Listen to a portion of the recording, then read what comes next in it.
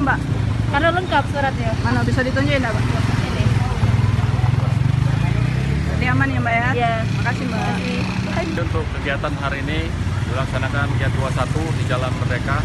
Untuk sasaran kita yaitu kendaraan R2 maupun R4 yang tidak melengkapi surat-surat.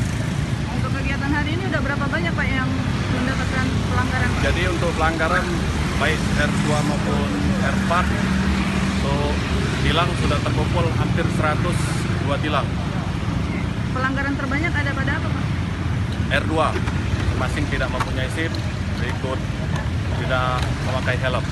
Himbauannya Pak untuk masyarakat? Himbauannya kepada masyarakat, jadi untuk berjalan melengkapi surat-surat kendaraan karena sementara ini kami melaksanakan giat operasi zebra selama 14 hari dari tanggal 23 sampai tanggal 14 November.